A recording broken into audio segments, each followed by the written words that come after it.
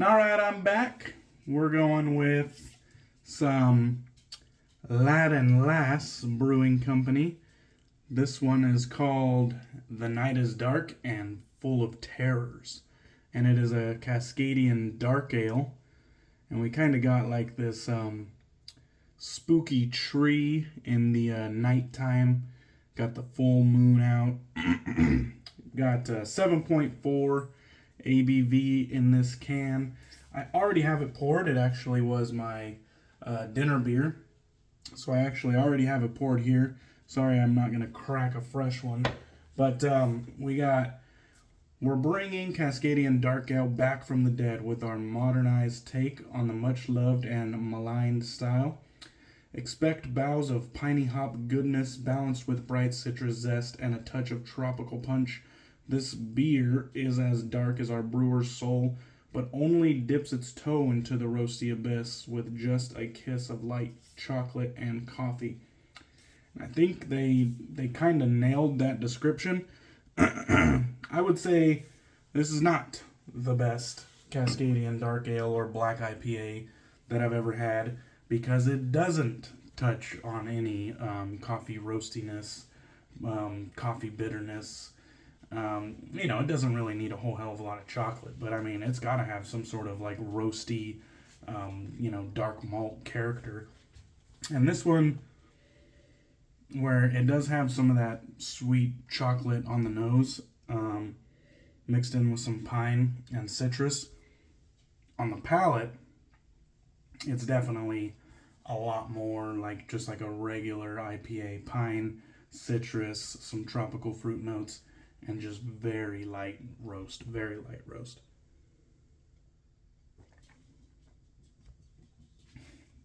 I could say you could dial back the tropical notes, dial back the citrus, and dial up the roast. And you would be more spot on for a CDA. Still an enjoyable beer, though. Just a little bit off style. Alright. Today, we're going to be using some DFS, DamnFineShave Horizons, which is made, the soap and splash is made by Murphy and McNeil. And the scent is put together by Black Mountain Shaving. This is a spiritual successor to the Bear series, so Nantahala, Pisgah, the Great Bear. Correct me if I'm missing something, but if you're familiar with Black Mountain Shaving's scents, this is kind of like it wasn't planned, but it just kind of came to be. So I got a little write-up here from Murphy and McNeil. This shave is being done pre-release. I don't know when it'll get uploaded, though. But DFS Horizons Collection. Release date Friday, November 17th at 9 a.m. Central Standard Time. The initial launch will be in the Kodiak base. So you can see that right there. I'm sure a lot of you are familiar with it. The Kodiak base is one of my favorite soap bases. It's the Bear Tallow base, but it also has a lot of other good stuff. It's actually, let me put this to the side for a moment. Let me break this open. It's actually quite a soft soap. I mean, you can push into it without a whole hell of a lot of pressure whatsoever. Real good stuff, though. This would definitely classify as a crope, and I like kind of like that, kind of like scarred tissue, like Freddy Krueger type tissue is the texture of the surface on this pour. Kind of like that. We got a nice like greenish, bluish greenish, and then kind of like a reddish pinkish silver reflective label with the bear, and we actually got kind of like mountains inside of the bear. Really, really nice label. I wish there was a Murphy and McNeil and Black Mountain Shaving logo on the front as well, though. I know this is kind of like a DFS, DamnFineShave type, deal release, but I kind of wish they would have put some credit for Black Mountain and Murphy and McNeil on the front. Regardless, let's go ahead and get some lather on the face, get the shave going, and then we'll talk a little bit more about the scent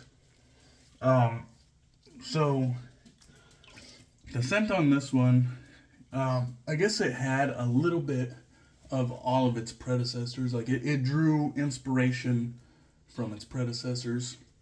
So there are some similar notes and nuances in this one. I know when I first got my nose on it, I picked up a little bit of Pisgah, kind of like there was like that spice that Pisgah has that I picked up and noticed.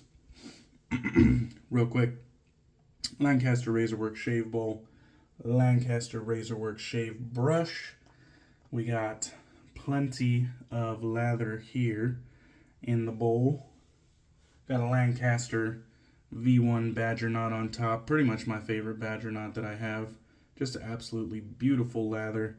And I kind of got that pale green, similar to the label there. Kind of got that pale green color. So this brush was just a no-brainer. Let's go ahead and paint some of this on, and we'll continue talking about the scent. Anyhow, so yeah, I picked up just a hint of Pisgah, but that's somewhere in the heart of the scent. It's not really, it doesn't really paint the full picture. I do feel like Horizons, it is unique enough to stand on its own. We got, let me read off the sheet. We got top notes of lavender, bergamot, lemon, ginger, mandarin orange, tangerine, basil, and rosewood. Middle notes of honey, cinnamon, cashmere, jasmine, sambac, Haitian vetiver, sandalwood, iris, carnation, patchouli, vetiver. And you'd think we were done, but base notes of leather, amber, labdanum, benzoin, oak moss, musk, tobacco, tonka, bourbon, vanilla. Quite the Star Wars intro of scent notes there. Plenty of scent notes. It is quite a complex scent. I don't think it's muddy and overdone though. It's actually quite well done. I think this scent is very approachable and crowd pleasing. I think this one could be a year-round scent, no problem. I think you could wear this one to work. You could wear it out on errands. You could wear it around the house. I don't think this would be offensive on a date. I don't know if it's necessarily sexy, but it's definitely not off-putting. It just smells good. I wouldn't mind having my house smell like this. It's a banger. Like, there's no two ways around it. It is a banger. It's not it's not offensive in any way.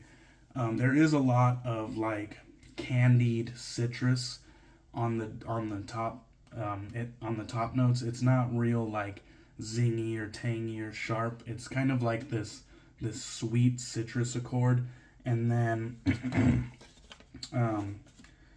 what is it? Oh yeah, and then it has like this bang of ginger, and I really like how kind of like the candied citrus and ginger meld.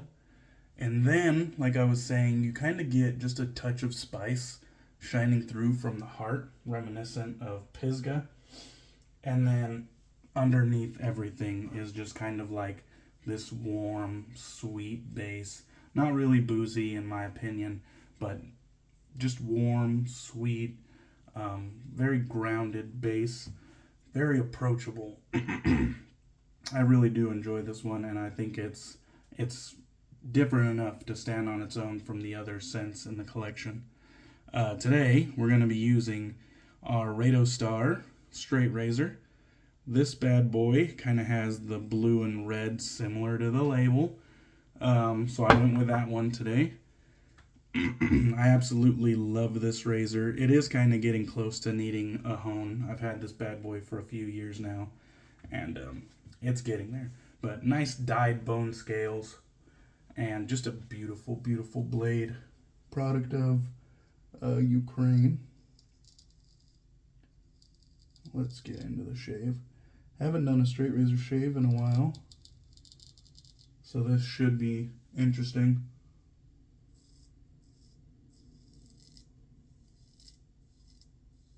Me and Marion did a whole month of straight razor shaves in August, which looking back was a kind of a dumb move because we definitely should have done straight razor September, but we just kind of got on the straight razor train and did it in August. So it is what it is. But I haven't done much straight razor shaves since because I was diving into all my other stuff that I was missing during that time.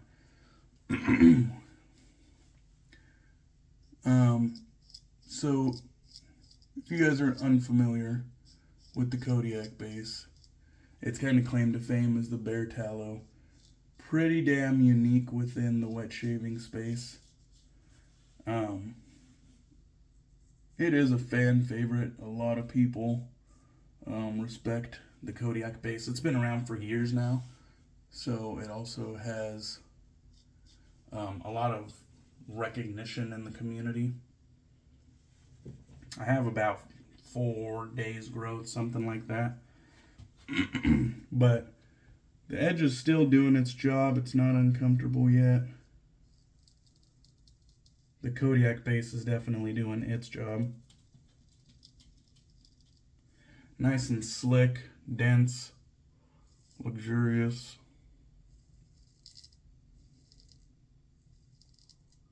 Very nice. There we go.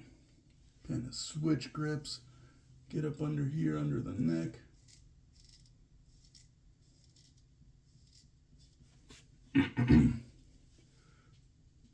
The scent strength is probably 6 out of 10.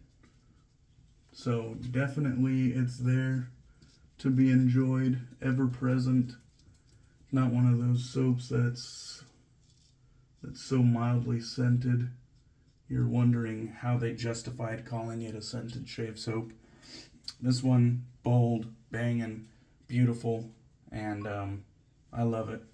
I'm definitely thankful that this one was sent to me by Murphy and McNeil. You know, you could take the review with a grain of salt if you want, but I don't get anything out of it other than a free set. So, but I love Murphy and McNeil, to be honest. I've bought a lot of products from them, and I think just the way they do business, you never hear no drama from those guys. It's just all good business, and they everything they do a lot of stuff with various community members, and I really do like supporting Murphy and McNeil, and their used marketplace is just, you know, it's a great spot to find stuff that maybe is no longer on sale, and or just stuff that's at a discount because it's used. It's just a really good service to the community, that used product or used marketplace. And then Black Mountain Shaving. Huge fan of Black Mountain Shaving. That guy has quite literally made some of my favorite scents in wet shaving. The whole, Great Bear series, the whole Bear series, has been some of my favorites. His releases that he's done with First Line Shave as well. Dude just got a killer nose, and I really respect his dedication to the hobby and what he's done fragrance-wise with Black Mountain Shaving.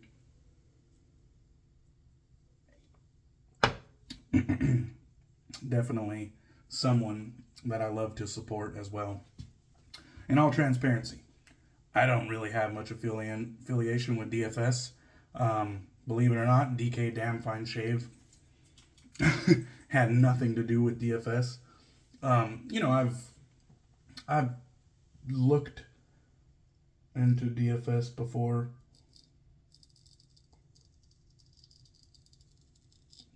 but I've never really partake in anything with DFS. I know of them, but haven't really interacted with DFS all that much.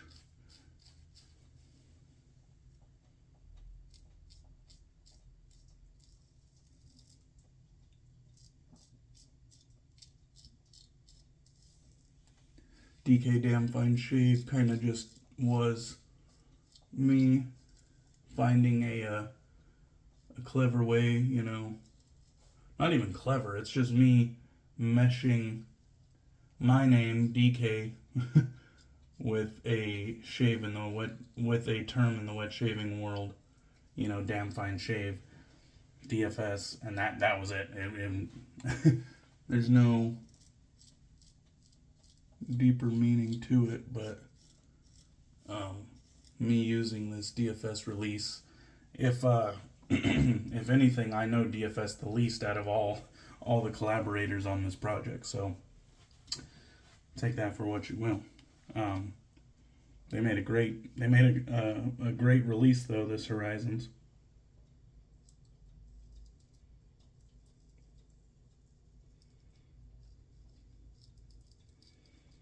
All right.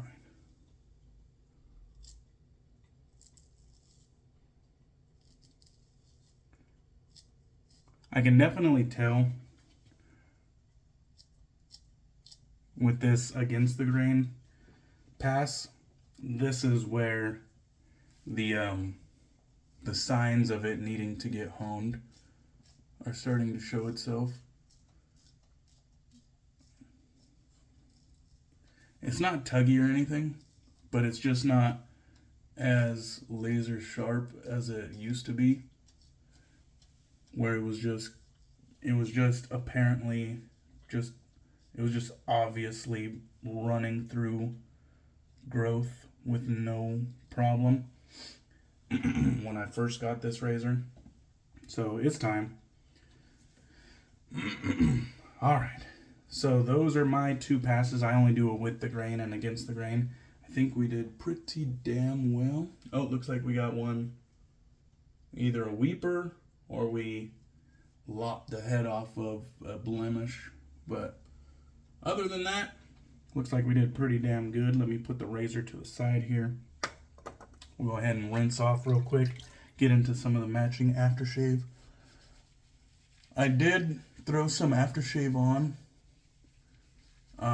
right away as soon as I got the product, just to kind of wear around the house and kind of let it dry down on my skin and everything like that. And I will say the aftershave was a little bit different than the soap off the tub, but both were really enjoyable independently. So either way, I think you'll enjoy it. I think you'd be kind of hard pressed to dislike this one. It might not be your new favorite, but this is definitely a crowd pleaser in my opinion. It's quite the banger in my opinion, actually. I might have to do some restructuring of my list for the Great Bear collection.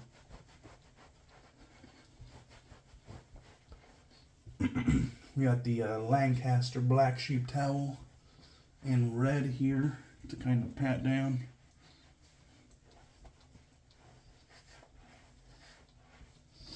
Alright, I'll get the rest of the lather out of the beard off camera.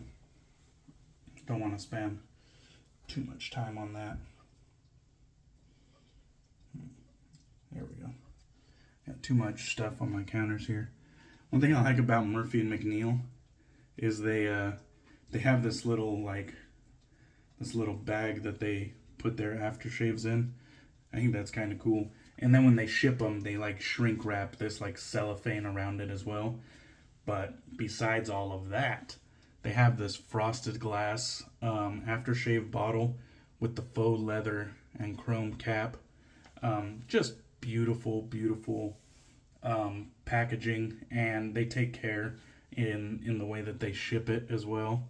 There's a look at the aftershave. This one is an alcohol aftershave, but they do offer non-alcohol aftershaves. They offer mentholated aftershaves, real menthol, as well as synthetic menthol aftershave options.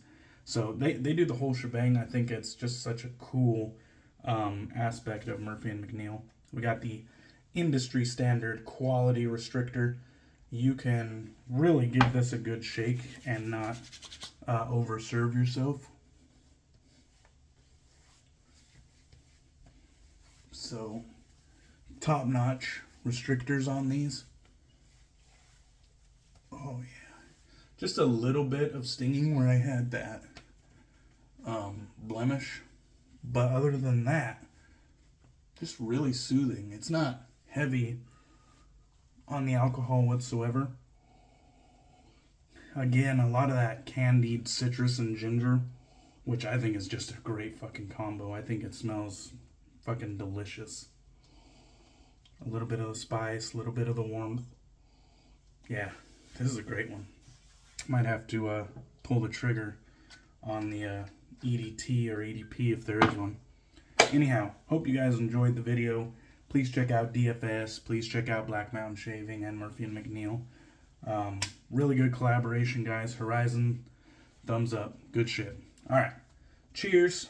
I appreciate you, and I'll catch you on the next one.